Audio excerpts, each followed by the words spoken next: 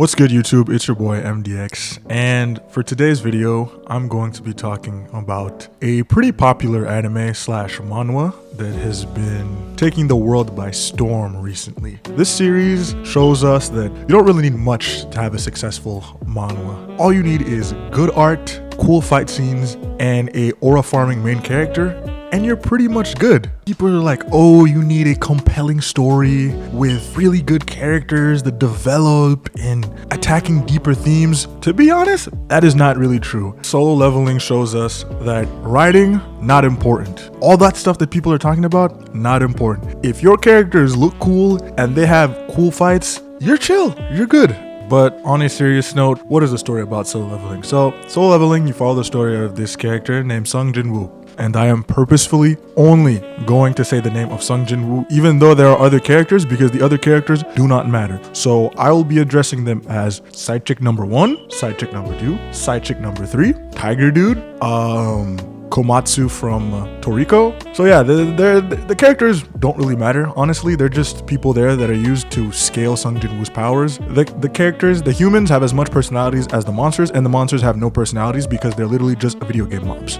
So in the world of Solo Leveling, there are these things that are called gates or dungeons that randomly spawn anywhere in the world. And in those gates, it's basically a dimension to another world where there are monsters such as orcs, dragons, ants, whatever you want to talk about. Whatever you think about, they probably got it. And so when this phenomenon happened, there were people that awakened supernatural abilities. And those people were called hunters. So they were really strong, really fast, they could use magic. And those people were essentially hired to go raid these gates. So they're basically glorified Tomb Raiders with magical powers. And one thing that is different in this world than other world is that there's not really the ability to level up. It's kind of funny because the name of the show is called Solo Leveling. Once you receive your rank, there is no training that will make you get better, or you'll never be able to change rank. So for example, if you're awakened and you are a D tier hunter, you will always be a D tier hunter. No amount of training will make you progress to be a C tier hunter or a B tier. That's just the way it is. That's something that's very ironic because I remember watching a video on YouTube that was talking about how in Korea there's this big exam that you have to pass, and if you don't pass that exam, or if you don't have a good grade in that exam, your life is basically screwed and there is nothing you can do to get out of that position. Again, that is my understanding of it. Do not take what I'm saying for fact. I do not know anything about the Korean government. I am just talking about what somebody said on a YouTube video that I watched. So it's kind of funny how the parallel with Solo Leveling is that once you get that rank, there's nothing you can do about it. And Sung Jin-woo is the weakest hunter in the world. He is an E rank. So if you know the alphabet, there's A, B, C, D, and then E. So he's pretty down there. He is barely stronger than a regular human. And through crazy events that happens, he ends up like dying or somewhat. I don't really want to get too much into spoilers, especially in this part of the video. He ends up being, I don't know what exact term you could use for it, but he ends up basically having a video game program in his body that allows him to continually level by himself. Hence the series Solo Leveling. Sung Jin-woo is the complete antithesis of the world of Solo Leveling because he is the only person in this world who has the ability to actually progress. Everybody else is just stuck, and that goes for the monsters as well. The monsters cannot really get any stronger, or they never really brushed up on the monsters being able to get stronger. The hunters, the same thing. You are the way you were born, and there is nothing you can do about it. So Sung Jin-woo, in his reawakened state, decides to basically train, level up to become stronger. And he starts off pretty weak. Again, as I said, he was an E rank hunter. By the end of his series, there's not really a rank that you can explain to describe how strong he is. He's just really, really strong. He's a monarch, which is like a class for monsters, which are basically rulers, and he's not to be too much of a power scaler, but that man might be planetary. I'm not joking. One thing you need to know about this man though is that this man is the biggest aura farmer of nothing. What do I mean when I mean aura farmer? I mean bro has no excuse and just be stunning on people all the time. If you ask Sung Jin-woo, so since the story doesn't matter, was the choice between flexing on these hoes or his mom is gonna die, this man might actually think and be like, I'm sorry mom, I just can't stop stunning on these fools. Like, it's ridiculous. It's like every single panel you read, this dude is stunning on somebody. It's crazy. Like, who hurt you, bro? Like, crazy. So for this video, I'm just gonna be talking about my favorite moments of Sung Jin-woo stunning on people. Okay. So, for the exhibit A, so this is gonna be exhibit A, 1A, and 1B. So for this moment, okay, this is like around the 90 chapter mark. So for those who haven't read that part and who watched the anime, this will contain spoilers. Even though the story doesn't matter, this will contain spoilers. So if you don't want to watch it, I'm gonna put a timestamp. Y'all can skip it. There is an S rank gate that has opened on the Jeju Island in Korea. So remember what I was talking about with the gates and the ranks? S rank is the highest rank. It's so bad that they sent like 15 S rank hunters and like 6 of them died. It's like, this place, do not visit. It's like Chernobyl. Do not go there. It is like locked up. Nobody visits the Jeju Island. And something that's happening is that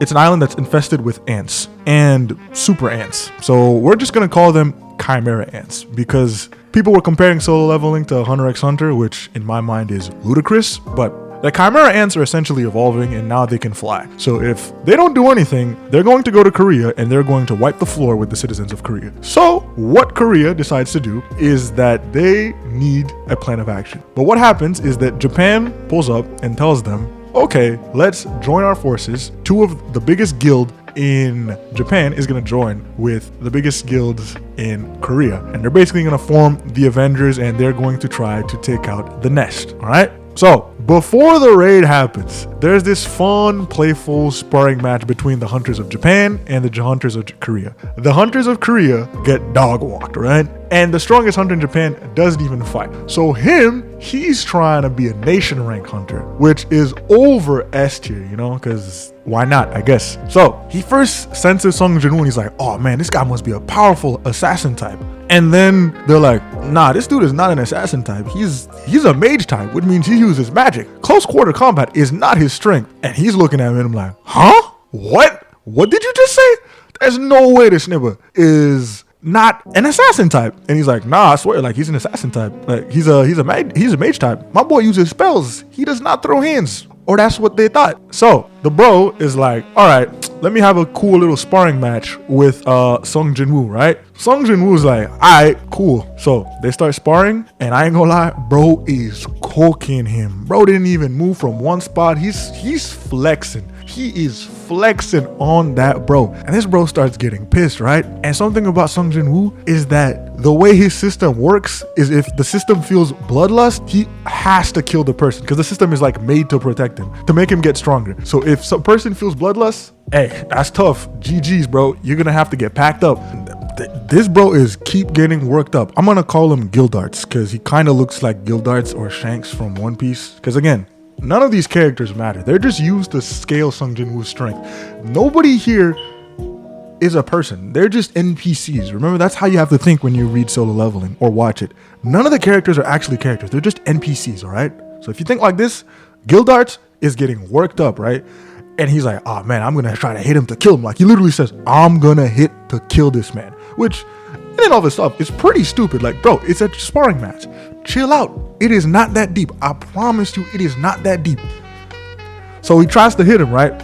Sung Jin-woo holds his wrist and is like, bro, I had to stop you, otherwise I was gonna have to pack you up, man. You know, like, you trying to G-check me, like, I gotta fight back, right? And then they're about to hit again. They're about to clash again. And then all the S rank hunters are like, bro, y'all need to stop. Y'all were gonna destroy this entire place. And then you cut back to Gildarts. He's like shook, bro. He's like, oh my goodness, I saw a death. I don't know what happened. Keep in mind, this is not supposed to be Sung Jin-woo's strong suit, because he is not a fighting class hunter. He is a mage type. That's what you need to remember. He is a mage type. He does not excel. Well, he shouldn't excel in hand-to-hand combat, but he does, because the system is just broken and they just made this character so overpowered. He is every single power fantasy nerd's like wet dream. Like, that's what every single one of them want to. When you think of power fantasy, they're like, oh yeah, that's me, bro. Low key, I appreciate it, you know? Like, he's not trying to hide himself. He's trying to show us, man, My series, I did not give a frick about characters. I did not care about the story. All I wanted is weak guy become strong guy and just stunts on hitters. And honestly, that's fire. That's cool. You feel me? All right. So following the second part, what happens is they go on the raid, right? And the raid goes well. You know, they're beating the Chimera Ants up. You know, they're struggling a little bit, but it's not too rough. You know, they basically mobilized an army of hunters. They have like the Japanese hunter creating the diversion, the Korean hunters going to the nest to kill the queen, and then you have a bunch of A-rank hunters that are in basically warships and that are just warding all the ants that are flying out. So they have this well-executed plan, right? And then the Ant Queen, because I'm telling you, it's literally just a worst version of the Chimera Ant arc. Meruem hatches. Now, it's not actually... No, what am I saying? Bro is just a tall, black, looks more like a bug Meruem. Dude is literally birthed by the queen to be the ultimate life form, super strong species. He comes out and proceeds to dog the hunters. Like, you would have thought bro was in Call of Duty and had aimbot, man. The way these people were getting sniped off the map. You just look to your left, boom, hunter dead. Look to your right, boom, another hunter dead. So remember that Guildarts dude? He's like, oh yeah, I'm gonna hold that man off, right? I'm gonna show him what's up. Beru like speeds blitzes the hell out of this man. This dude got one tap, GG's, deleted Alt F4 off the map in like 0.22 seconds. It was crazy, man. So after Guildarts gets packed up, he goes to the Korean hunters and proceeds to absolutely destroy them. The waifu number 3, I believe, gets one tapped. She's almost dead, but you know, she can't die because, you know, that's bae, that's waifu.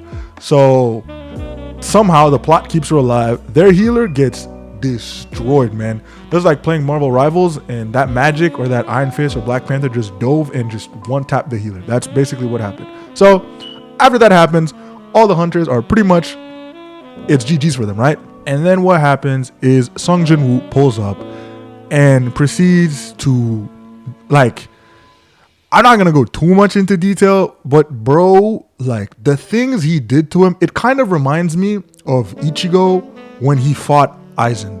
When like Ichigo got the long hair and all, and he's just like, he lets Meruem punch him in the face and just doesn't move there and just punches him back and just sends this man flying. You would have thought this dude was Broly the way he was stunning on him. Like, and all this done with the crispy art just makes me believe, bro, this guy is the #1 aura farmer. Because that's literally how every single Sung Jin-woo fight goes, especially later on.